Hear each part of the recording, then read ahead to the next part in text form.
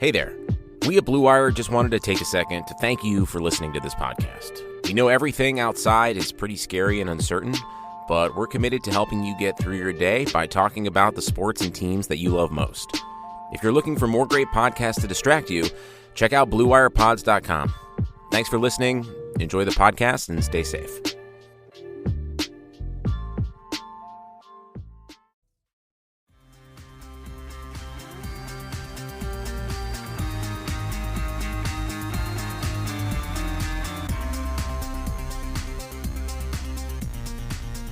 What is crack-a-lacking, Hardwood Knocks listeners? I am Dan Favale coming at you once again without my co-host, Andrew D. Bailey. We do have our top 10 Charlotte Hornets player rankings for the past decade to go through with NBA Maths and Bleacher Report's Adam Frommel.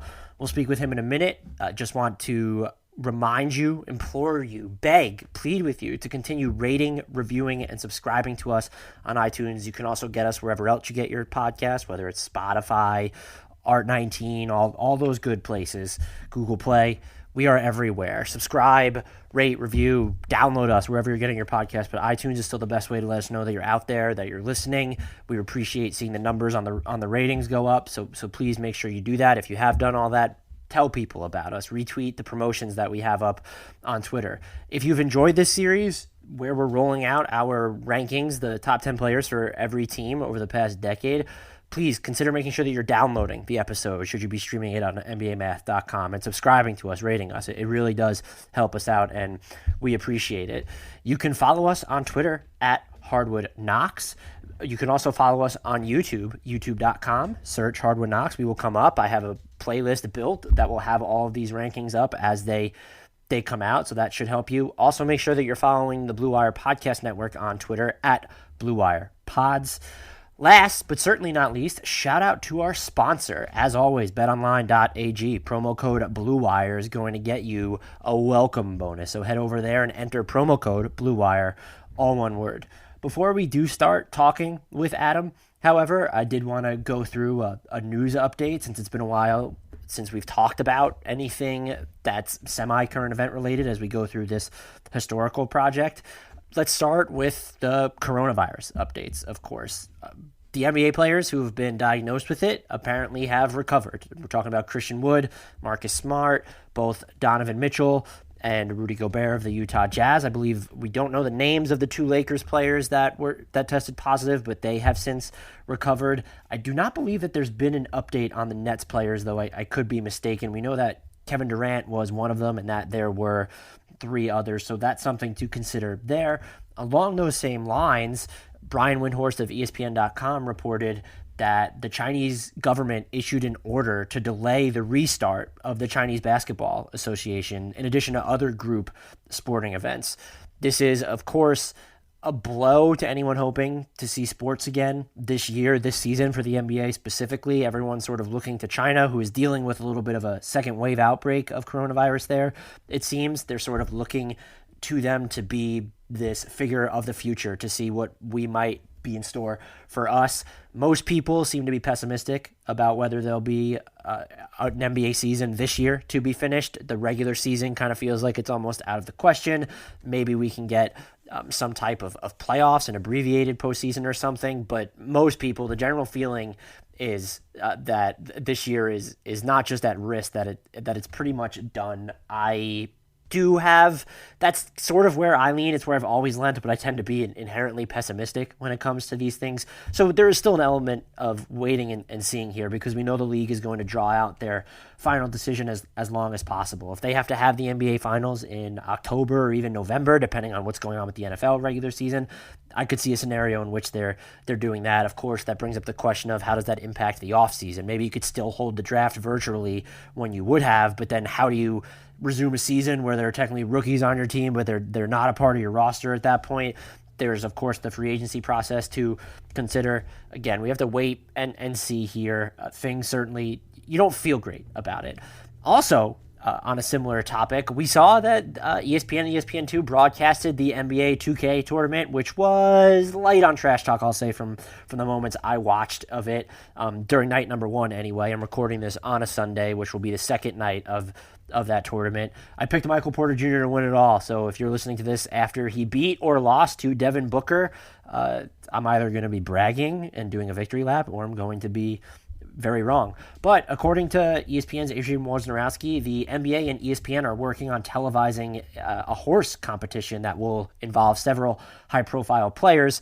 This, of course, cannot be done on location with the players together, and so you're limiting this to players with home gyms, or at least a setup where they have, I guess, a viable basketball hoop setup. If it's strictly players with home gyms, I'm talking about the LeBron Jameses, this idea is classist, and I will not stand for it, unless, of course, Frank Ntilikina has a home gym and is asked to partake, in which case this is the best idea ever.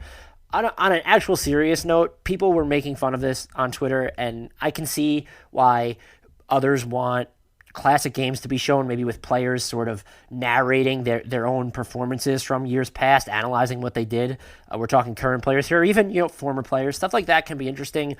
The NBA and ESPN broadcast partners, they're trying to do something, and I can at least appreciate that. And so I think let people enjoy this if they want to see it, because it does seem like it's going to happen. Make the jokes, and that's where people, I feel like, have this misperception that Twitter is for nuance. It can be when you're doing a thread, but nuance to me is for podcasts, it's for articles.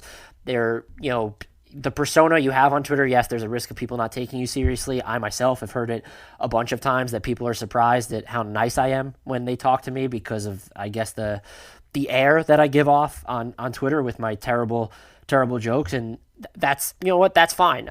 Twitter, if you're going to do a thread, it can be for nuance, but the jokes on Twitter are just that. They're jokes. If there are people that really want to enjoy this, I don't think that we should actually be demeaning them, or even the NBA for attempting to try something. There are a lot more important things that we can harp on that the league has gotten wrong. Moving on from this, though, the Chicago Bulls. It appears the Garpax era in Chicago is kind of, sort of, maybe over a little bit. We don't really know. According to Woj, the Bulls, and this is a direct quote, now have embarked on a formal search process to hire a new top executive with full authority on basketball decisions. We already know that Gar Forman was put in sort of a reduced role, and it seems like John Paxson, the vice president of basketball operations, is going to follow suit. Among the candidates the Bulls are expected to interview, one of them is not Pacers GM Chad Buchanan. He has removed his name from consideration. That's a big win for the Pacers. Just anyone saying that they'd rather be with the Indiana than a more of a, I'll call it a hallmark flagship franchise than Chicago. I think it says a lot about what Indiana has built there. Maybe also Buchanan just doesn't want to uproot his life, which is also perfectly fair. Other names that have been mentioned, the Raptors GM Bobby Webster and Nuggets general manager Arturas Karnisovas. I tried to look this up phonetically beforehand. It is Karnisovas. So those are the names that we have so far. The interviews are expected to begin next week per Woj. What I will say is that I remain skeptical of any organization that is making basketball operations overhauls, but then keeping many of the key figures from the current regime within the organization. Point to the Knicks with Steve Mills still being employed by them. And so this is an excited time to be excited for Bulls fans, but you should also probably still be a little bit nervous. Jerry Reinsdorf is still there. And again, both Gar Forman and John Paxson could still remain employed by the organization. You have to imagine at least one of them will continue to have the ear of people in charge and perhaps carry real weight. And that's always a danger given what they've done. The final news item we'll go over is actually another rumor. According to CMB Sports Business's Jabari Young, DeMar DeRozan is not happy in San Antonio. And he sort of intimated that maybe DeMar would decline his player option ahead of free agency this year and enter the open market. I remain skeptical that this will actually happen. DeMar has a $27.7 million player option. I'm not trying to criticize the type of player he is. He's an awkward fit on a lot of teams, but he is still really good for what he can do as both a scorer and a playmaker out of the pick and roll. It's just that there has to be a very specific set of players around him. It's not, I wouldn't say it's the same as what Houston has done with Russell Westbrook, surrounding him with 4 shooters, but it's the same idea because their styles are different. But I think that's where he needs to be. The Spurs certainly just don't have that optionality. Even having LaMarcus Aldridge take more threes, that helps, but it can only do so much when you also have Derek White, DeJounte Murray there. You're not really stockpiled with shooters when you're looking at their roster and what they have over the longer term. Now, if DeMar DeRozan hits free agency, however, though, I struggle to find a team. And again, this isn't to necessarily criticize him, but I struggle to find a team that would offer him more than the mid-level exception, which is projected to come in around right now with a starting salary of $9.8 million. And that will come down if the salary cap projections come down because of the hiatus that the NBA is on right now, whatever you want to call it, the suspension of play.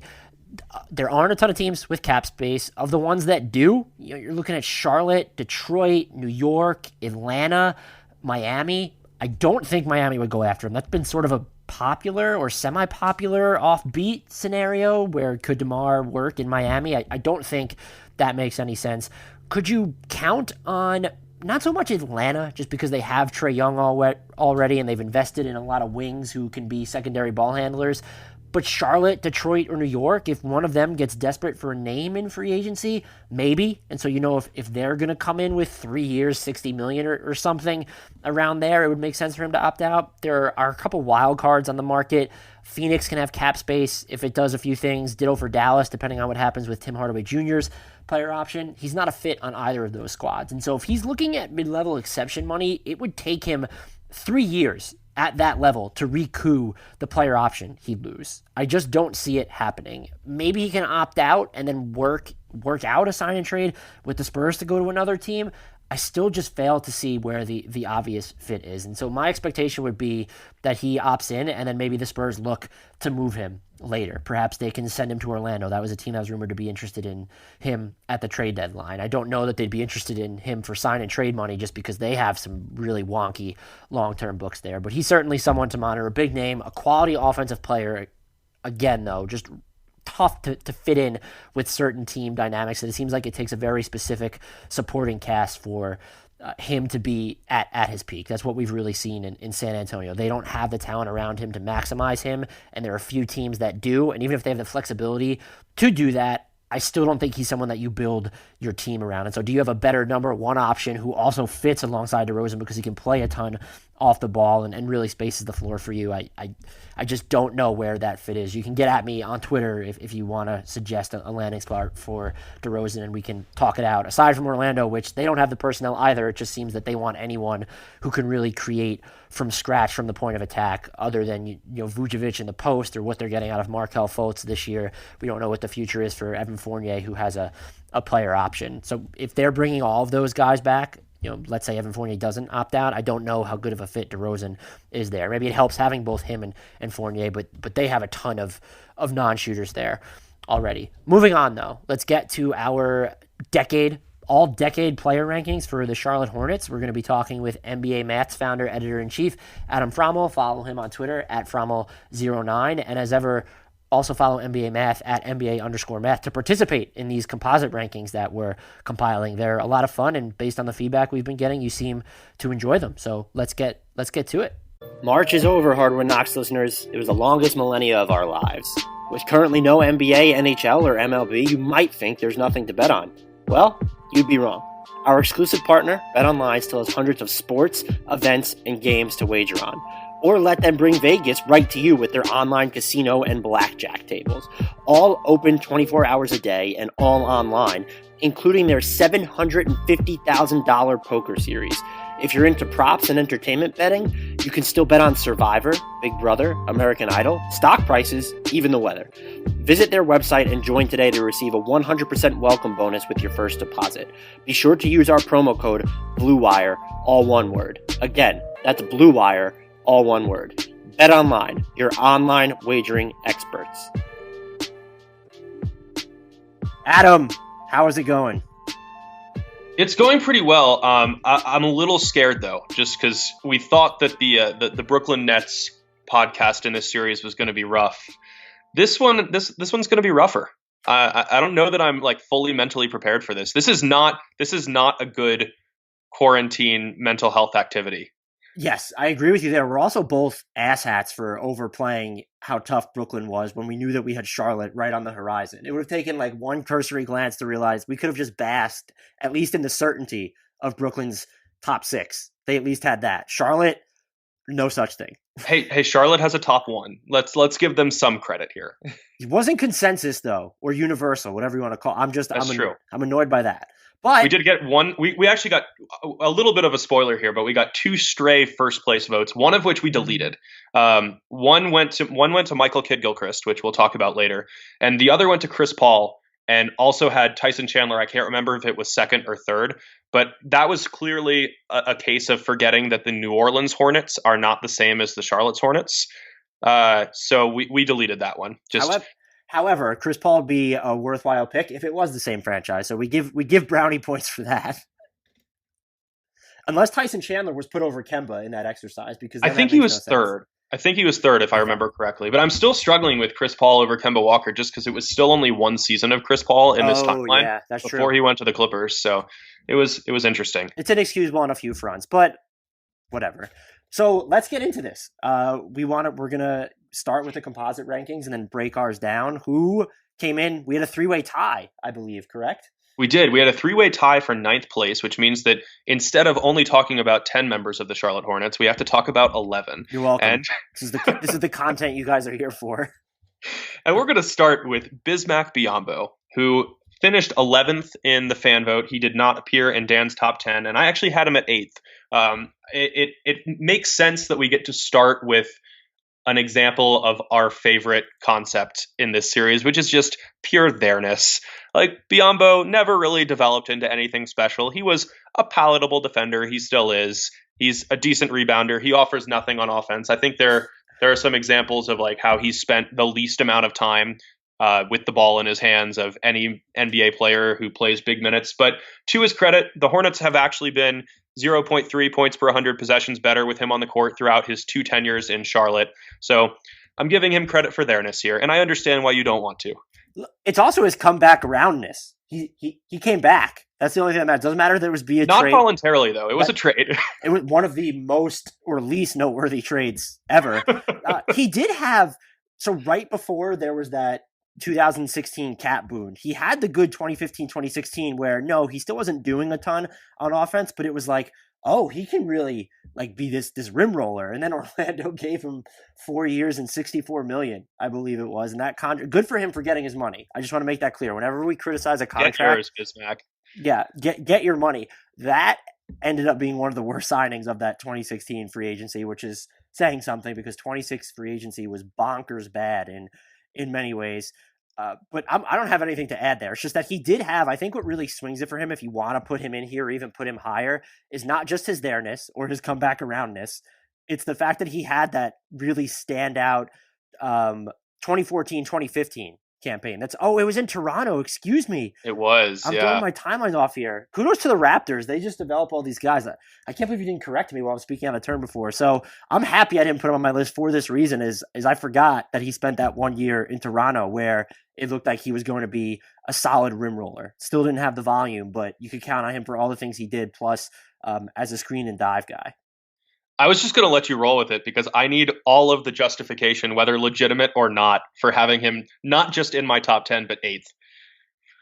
I'm like flabbergasted that I'm like remembering that season now. I think I was one of the people that overrated him because I believe I did free agency rankings that year, but neither here nor there. I wonder if we're going to see that this offseason with guys like Fred VanVleet, where like Toronto's player development is just so good. Kind of like we've seen with like San Antonio. In some ways, where guys go to San Antonio, they in the last decade they've played really well. Then they go elsewhere, and they have trouble justifying the contracts just because the system isn't as good. I mean, does DeMar DeRozan count? And what's happened in San Antonio? Maybe not so much recently. He would be interesting. Maybe like a Chris Boucher too is going to be there. It's tough because not a lot of their I mean, Rondae Hollis-Jefferson is a free agent as well, and he's played good this year. But Fred VanVleet would be a perfect case study in that for sure. Who do we got next? Also tied at 9th, we have Gerald Wallace, who was 10th on the fan vote. He did not appear in my top 10. He was 9th in yours. I didn't have him there just because even though I think you can make a convincing argument that he's the second best player in the franchise's history, but his all-star season and most of his time that was spent at a higher level came before our decade. He only spent 48 relevant games before he ended up in Portland midway through the 2010-11 season. So it was hard with only a 48 game sample size for me to put him in my top 10, even though I will definitely say that I gave him some consideration.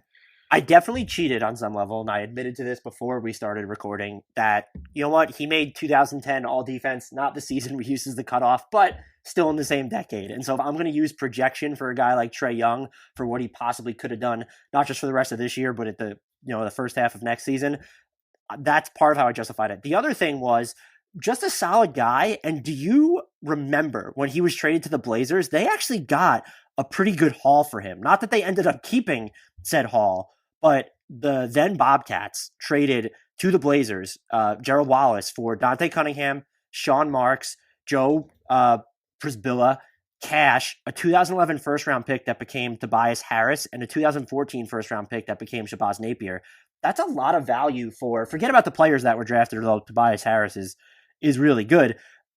That's a good haul for Gerald Wallace. And he wasn't, he was never known as an offensive player, but his offense wasn't at the same level it was the year before when they actually flipped him in 2010, 2011. And so that can factor into leaving him off as well, just because it wasn't even that he spent just 2010, 2011 there. It was for only 48 games.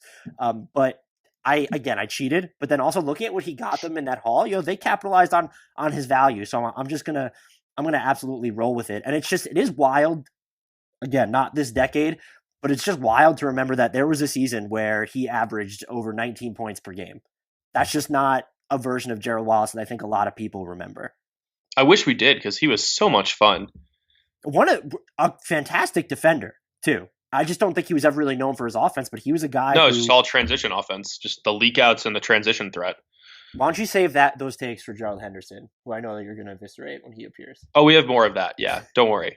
I'm also just impressed that we got a Vanilla Gorilla shout out on this podcast already. Vanilla Gorilla. I like it. I don't think I ever heard that nickname. Oh, really? I thought that was a pretty common one. Is that your favorite NBA nickname? My favorite NBA nickname? No, definitely not. I think my favorite NBA nickname is the Dancing Bear for Yabusele. I'm standing by that one. Not in the NBA anymore, but I love the Dancing Bear. Just throwing, if anyone cares. I'm going to have to think on that and get back to you, because it's an important question, and I don't want to... That might be a good podcast. I don't want to devalue it. It would be. It would be. Who do we have to finish out our three-way tie? Finishing out our three-way tie, we have a guy who was atrocious during his rookie season, was fantastic at the start of this currently suspended season, and then kind of forgot how to shoot midway through it. And that is Devonte Graham, who was ninth place from the fans. He barely missed it on mine, and he was in 10th on yours.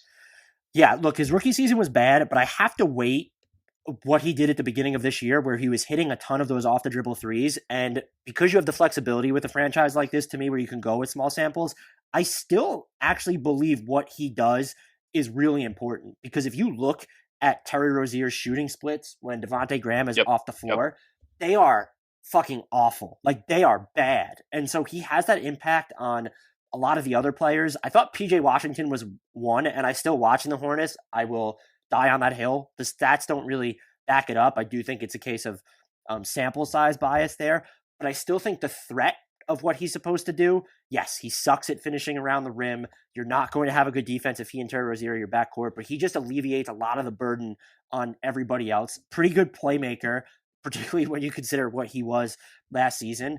And the start that he had to this year, though it lasted about a quarter of the season, when you look at the other options you had, and when you also consider the fact that he was in the running, not just for most improved player, but all-star buzz because it's the Eastern Conference, that was enough to sneak him in my top 10. I thought about some other players here, and we'll talk about them at the end of this podcast, but I'm comfortable putting Devonte Graham in the Hornets as top 10.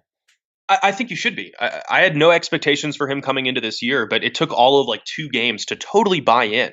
I think what we saw during the first part of this season was legitimate and is what we're going to see from him going forward, because it takes 5 minutes to watch him run pick and rolls and realize what a great feel he has for the game. His passing is always precise. It's always under control. And yeah, his shooting splits are low, but he's also playing on a team pretty devoid of other offensive options, and he's asked to initiate so much while drawing the bulk of the defensive attention. I'm still totally bought in on him, and I would be shocked if he isn't on my top 10 Hornets of the 2020s once we eventually get to that. I value there-ness too much, and he hasn't been there. What probably helps if you're at least allowing the small window of projection that we would have, assuming there's basketball again in 2020, which not a guarantee, obviously. He's under contract for next year, so you can almost weight that into it. I understand what you're saying, though, but it goes both ways. And if this was a different franchise, there obviously might be some issues with viewing it that way. But because, as we've seen with the names we've already talked about, you do have that optionality here, and he certainly deserves it. What contract would you give Devontae Graham right now if everyone was a free agent? I'm like too embedded in what the actual cap scenarios is, so I'm looking at like I wouldn't really give him more than the non-taxpayers mid-level because it's like go get more than that. I guess there are some bad teams that'll have money that might consider it, but with the drop-off in his efficiency, if you gave him the Kemba Walker special, 4 years and 48, 4 and 48, yeah, I would probably feel not fully comfortable with that, but comfortable enough, just because he's still. Even if he's never efficient, even if he never finishes around the rim, at least defenses still seem to care about the threat of his off-the-dribble three.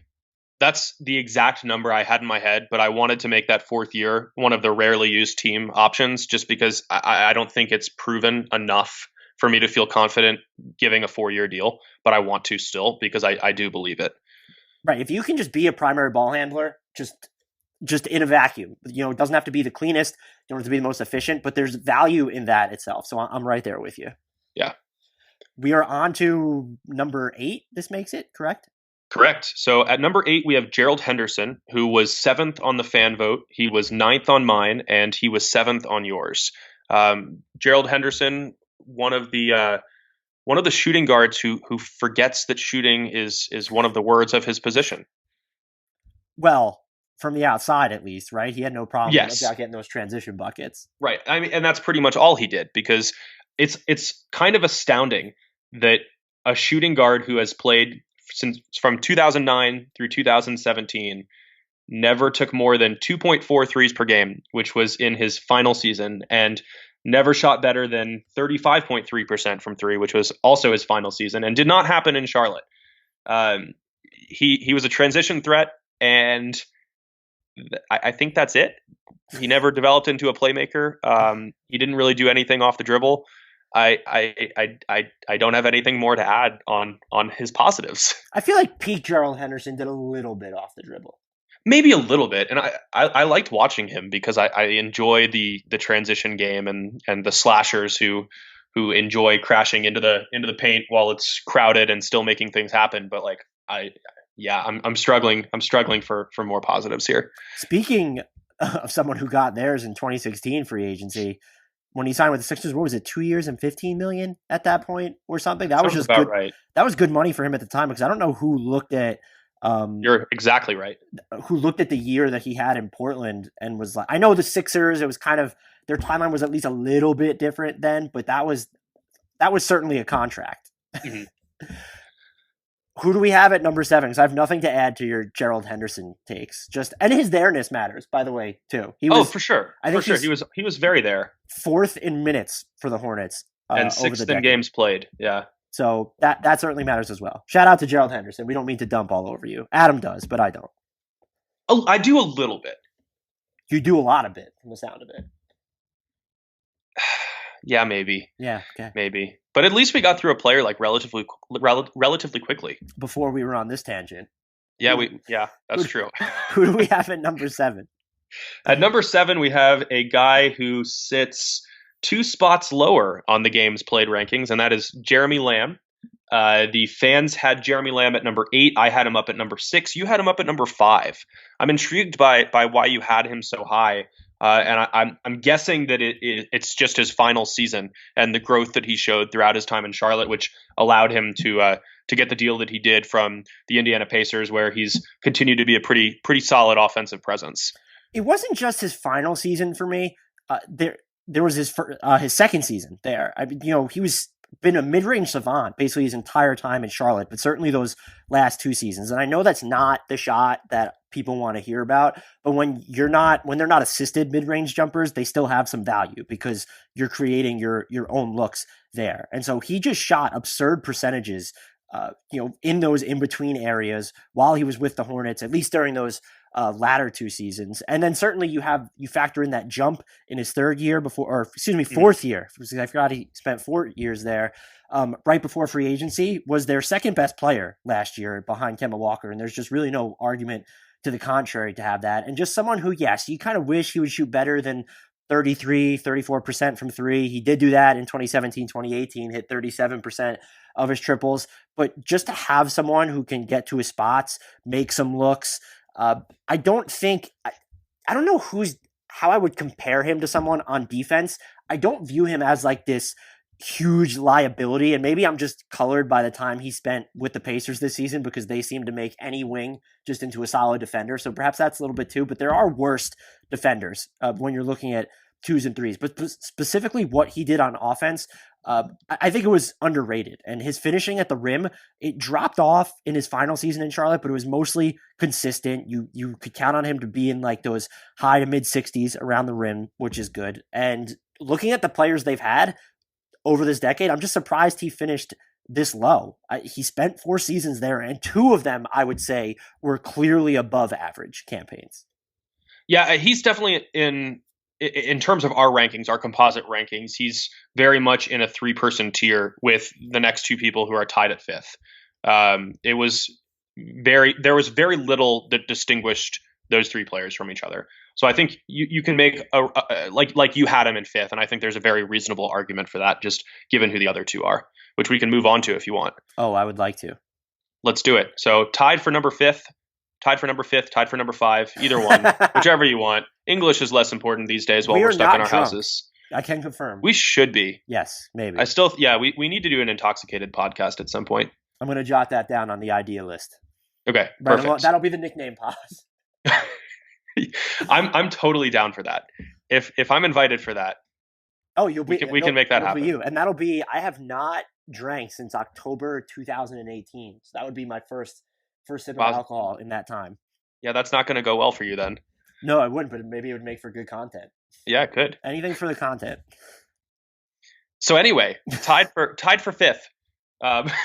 We have Michael Kidd-Gilchrist, who was 6th place from the fans. He was 4th for me, and he was down at 8 for you. I didn't talk about him when you specifically for this reason when you mentioned that I had him at number 8 before. How is he this high? There's not even I guess there's the fairness, of course, that we talk about. I love that this has become a thing, and so he spends 7.5 seasons there. Or is it 8.5? He's been in the league forever.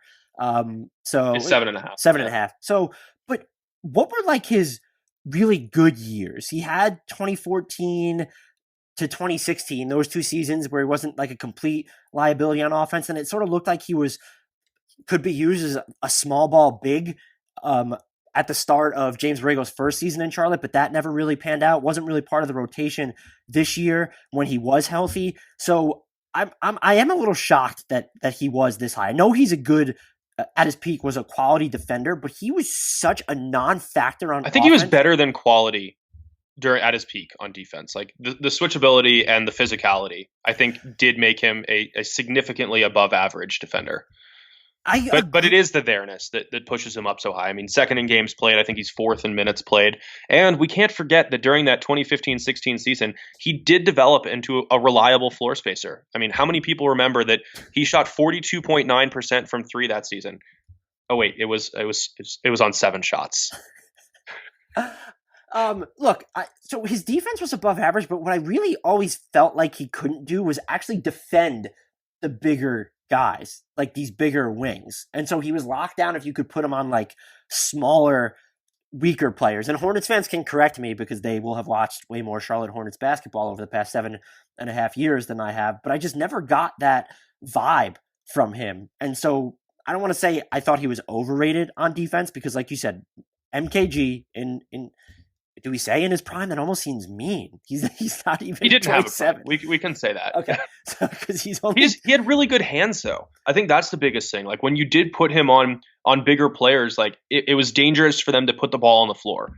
It was harder for them to get into their post moves. Maybe he could still get overpowered or scored on down low, but I think he made it tougher and was just more disruptive than you would see from a lot of guys his size. Maybe I'm just penalizing him too much because he's not Anthony Davis, and that's the player they missed. Oh, I thought he was going to be so good coming out of Kentucky, too. That's one of my biggest draft misfires. I was totally convinced that he should be the number 2 pick, that he was going to be a star. Just watching him at Kentucky, like the defensive dominance and the transition dominance. It's been a while since we've seen a collegiate prospect who is that good finishing in transition.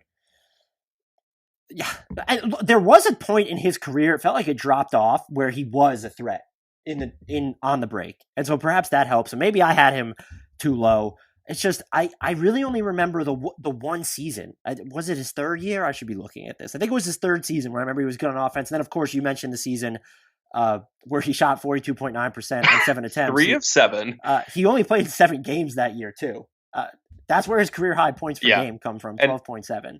And that's kind of the season where we thought he was going to be putting it together a little bit too. We saw some of the shooting improvements, and shout out to MKG for having some of the most horrific jump shooting form in NBA history. Like, did he learn how to play basketball before ever watching anyone play basketball?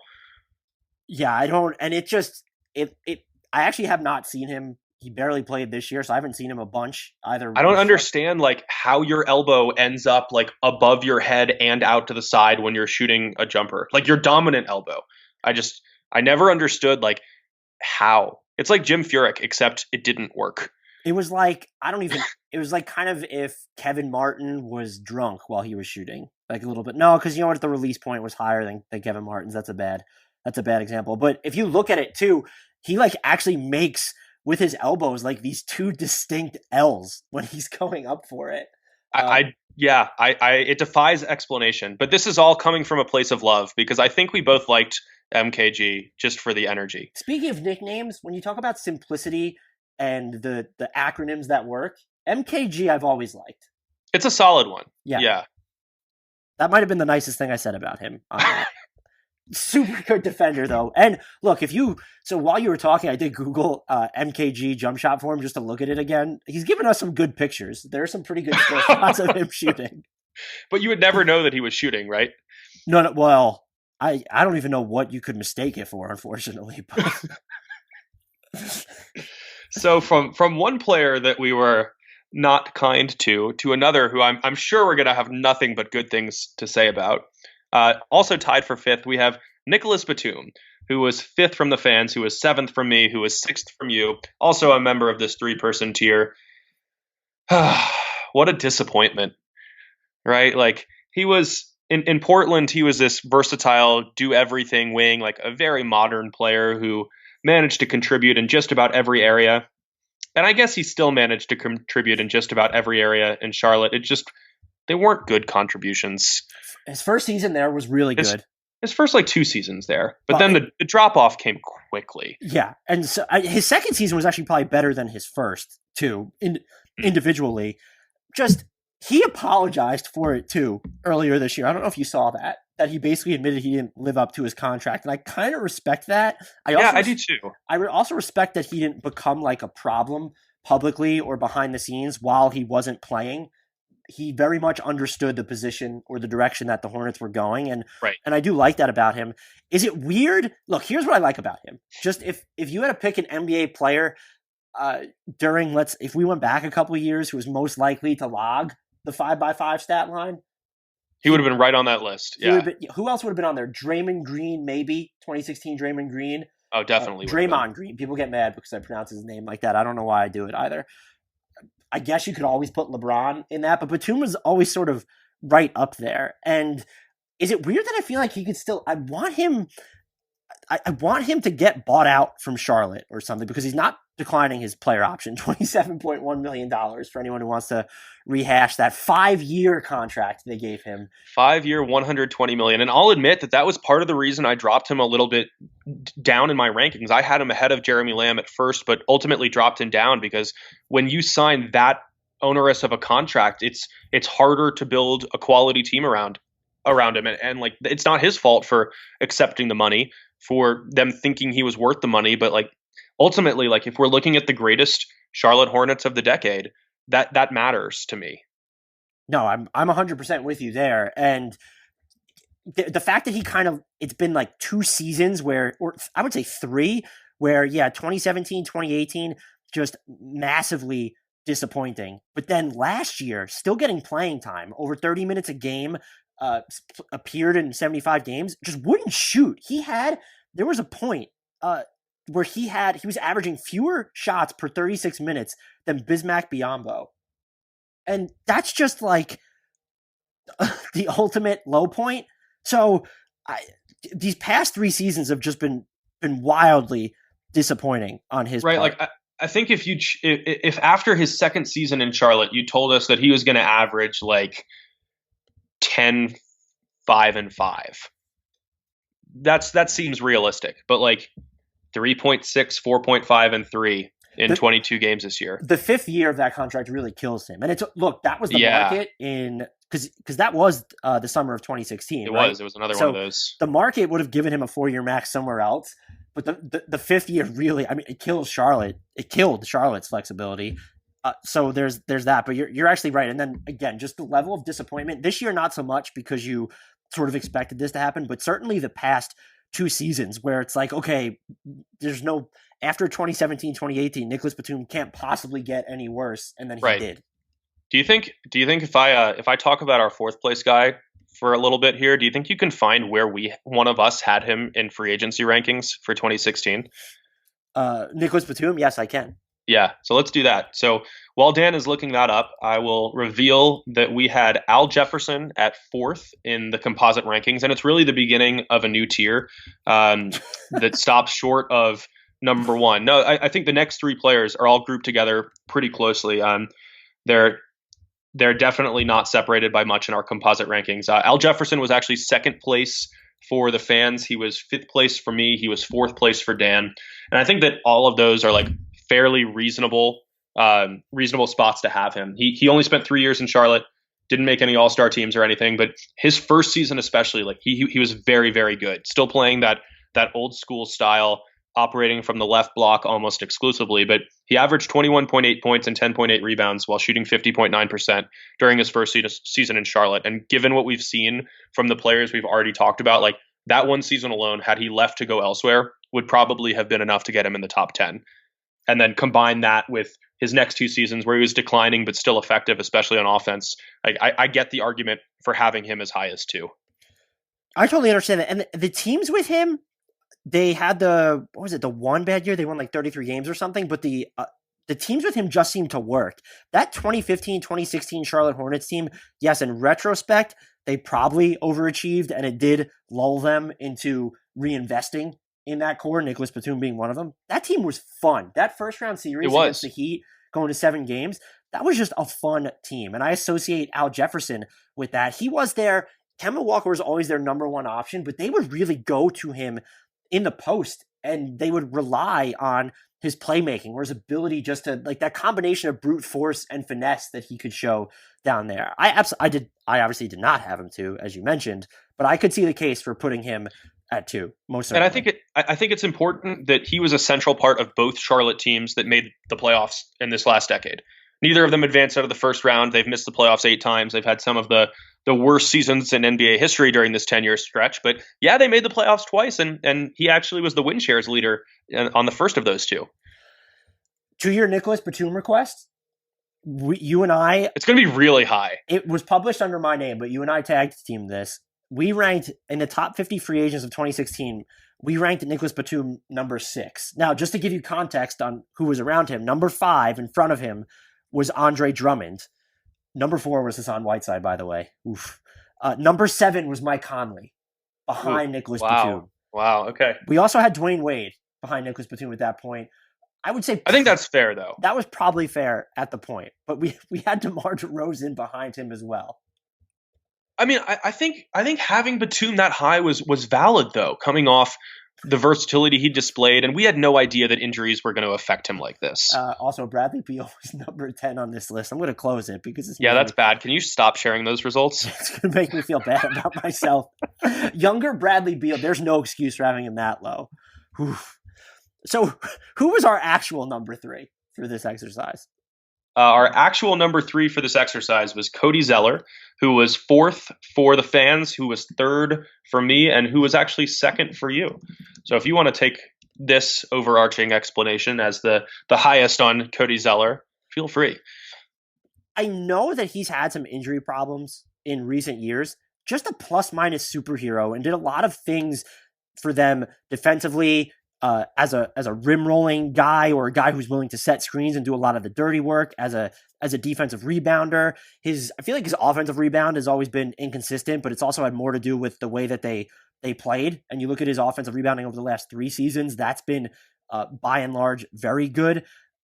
He is just solid fundamentally, and it makes sense to me that the Hornets usually, routinely, have been so much better with him on the floor. And if you just look over this past decade, who is the more consistent contributor for longer for these Hornets than Kemba Walker?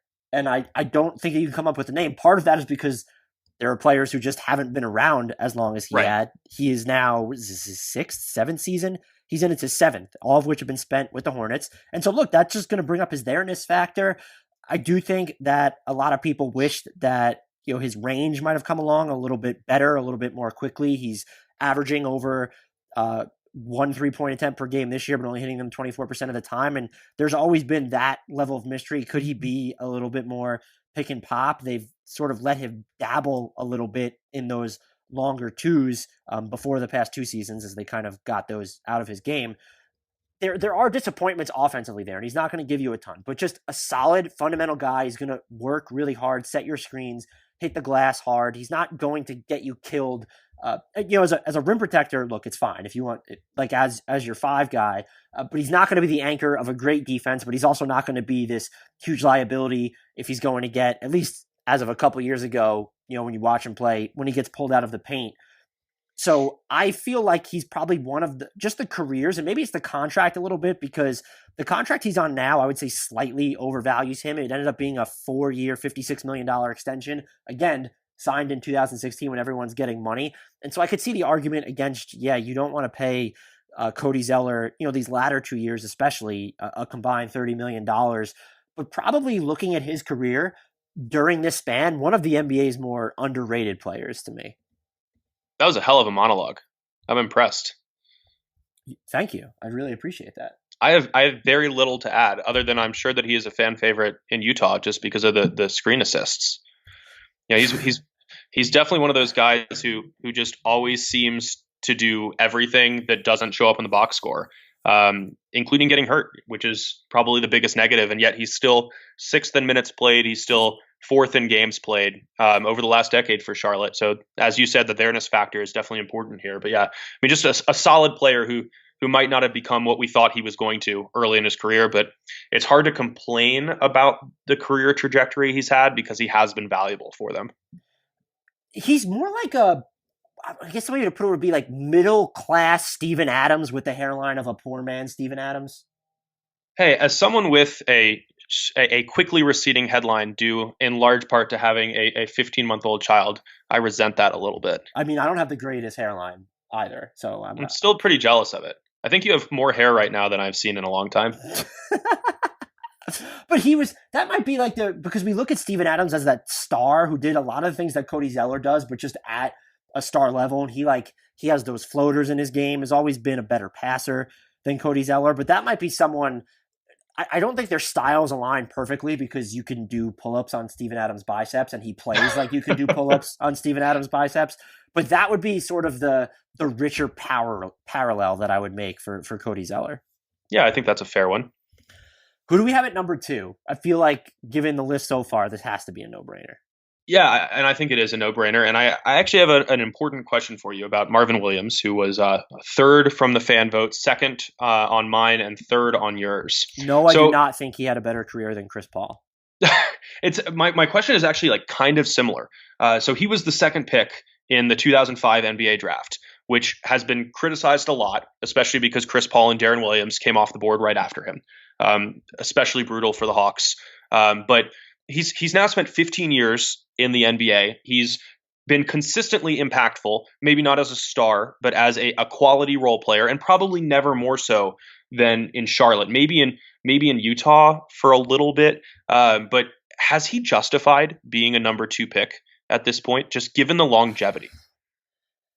I would say no, because I don't think you use the number 2 pick in any draft and hope that and do so under the notion that he'll never even come close to being an all-star. Right. I guess like we've seen number 2 is where the most busts happen, right? We've seen that demonstrated throughout plenty of studies of successive draft picks. And like, yeah, he was never a star. He never even came close to sniffing an all-star team, even in the Eastern Conference, which he's played in for 13 of his 15 seasons. But still, like as a bust, he's played for 15 years at a solid level. He's still an important part of a rotation, less so now that he's in Milwaukee. But even there, he's playing 18.5 minutes per game since he arrived. I don't know. I'm not sure he's totally justified it, but like if you told me that I was going to get 15 years from a player at a reasonable price point with reasonable production for so long at number 2, like maybe you think about it just like from a cost benefit analysis perspective. He's definitely not a bust.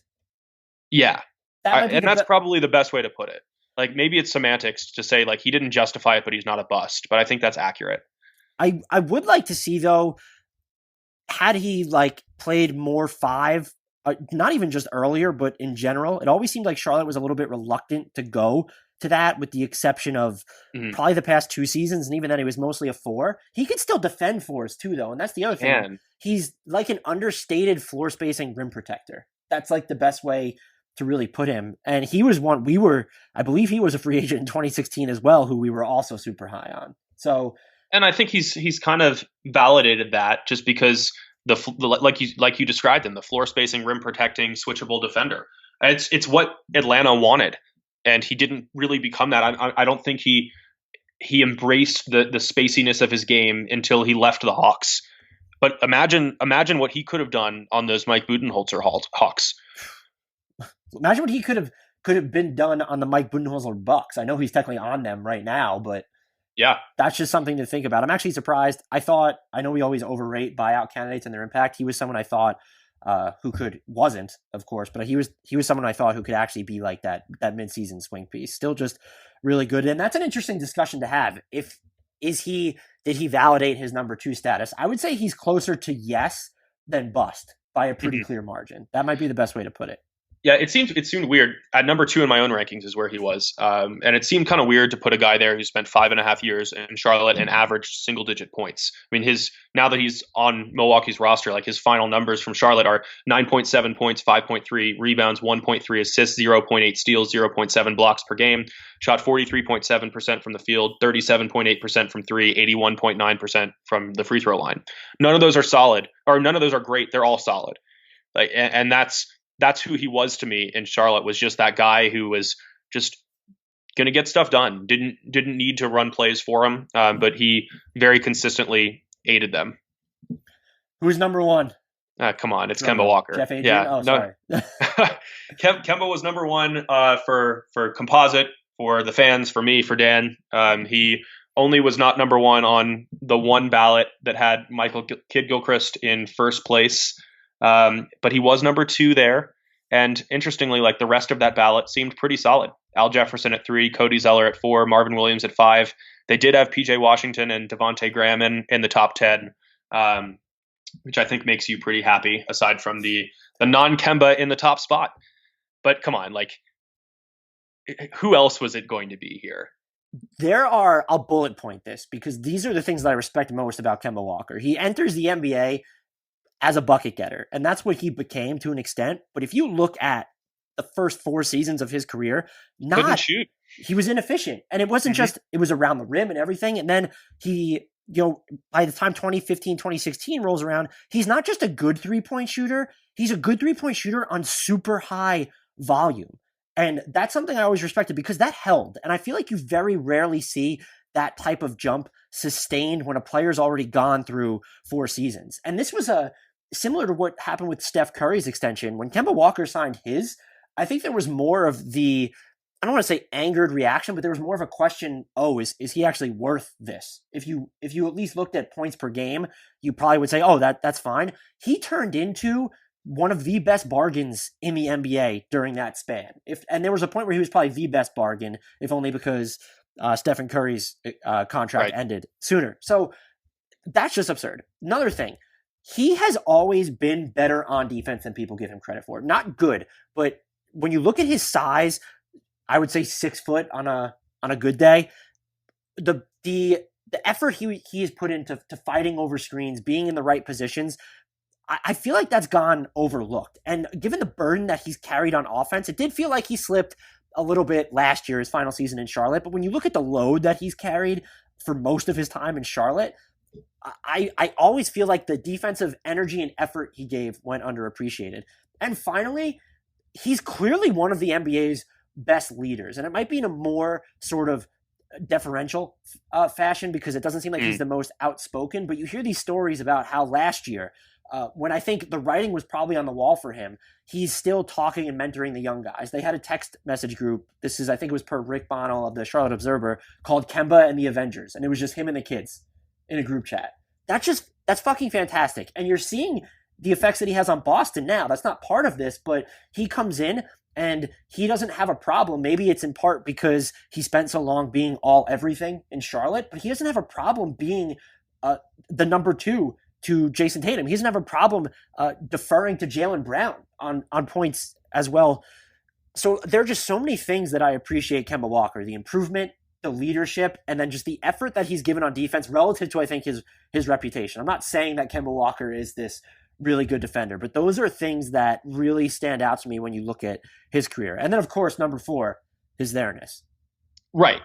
And to the there-ness point, 20,607 minutes in Charlotte. Second place is Marvin Williams at 11,615. Like, that alone probably pushes him into the number 1 spot. And I'm not going to lie, like, Kemba is one of my all-time favorite players. I totally fell in love with his game during, I think it was the 2011 Big East tournament, the one where he won like 6 games in 6 days, made the ridiculous step back jumper over Stephen McGee from Pittsburgh. Like, it was hard not to love him then. I was all over him coming into the draft, and it's been fun to like watch that love be validated over the years. And it's almost unfathomable. A guy who was an inefficient jump shooter, like the shot we associate most with him now is like coming around a screen and immediately pulling up for a 3. It's off the dribble threes too. It's not even just it's the off the dribble threes, and it's like it's him, it's Damian Lillard, it's James Harden, the guys who will curl around that screen, stop and jump and take that contact right away and still make the shot. Like, those are the 3 guys that I associate that with that shot more than anyone else. And for him to get to that point after being such a limited shooter throughout his rookie contract is amazing. Like, it was his 4th season in the NBA where he shot 30.4% on threes. He shot 38.5% from the field. And now he's a remarkably efficient off the dribble scorer. I think it's one of the biggest testaments to hard work from a star we've seen within recent NBA history. And an offense unto himself. The Hornets, I don't like comparing specific lineups to just teams in general, but the Hornets' offensive rating was top shelf in the NBA last year with Kemba Walker on the floor. And I'm using last year because that team, if you look at his supporting cast, just didn't have it. So he can be that offense unto himself, and that's huge. And he also has, you mentioned this with that shot. I remember the shot while he was at UConn as well, and this is coming from someone who wasn't really interested in college basketball ever. I do my draft cramming, a couple months before the draft.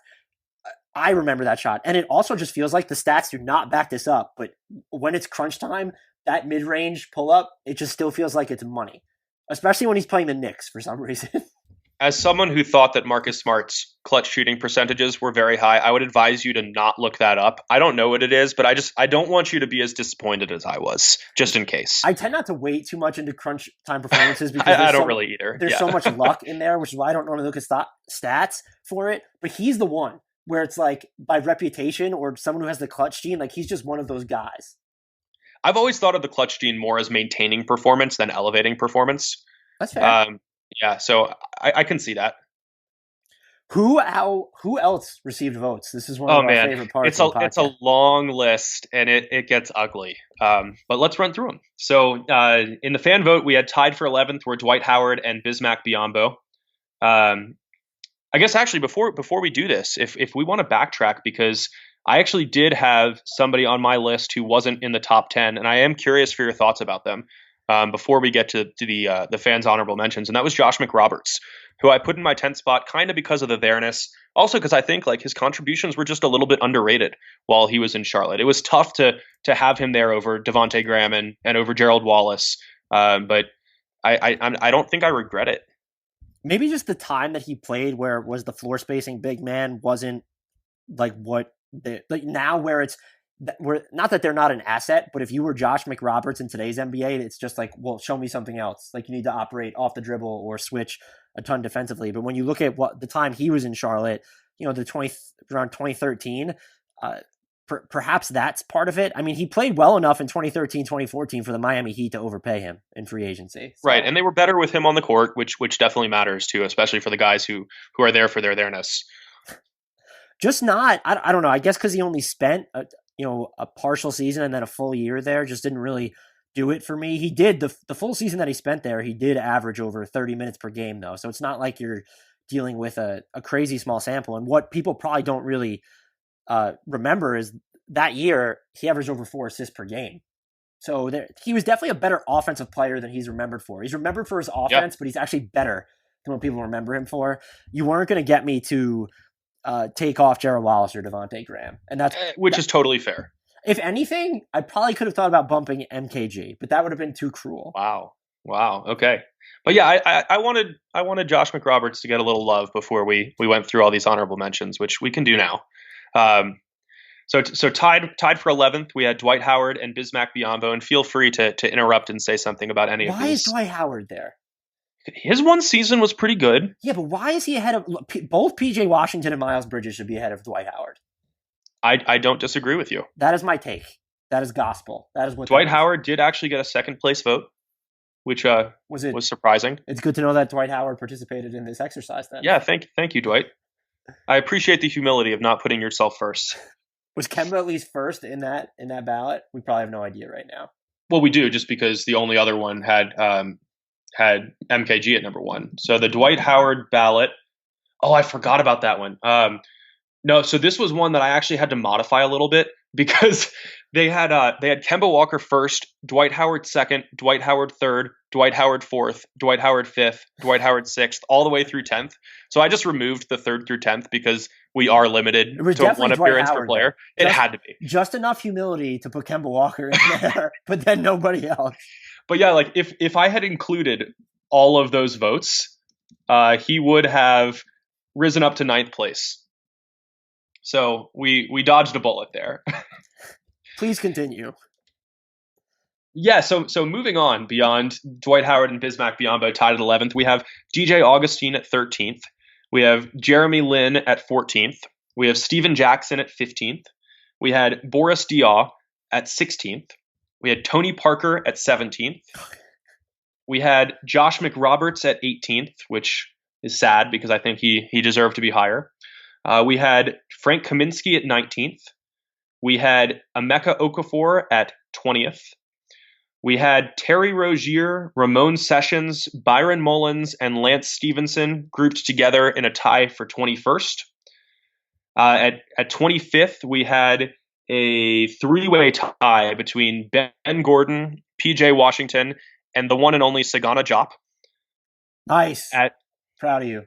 Thank you. I had to work on that pronunciation since it's been a while since we heard his name.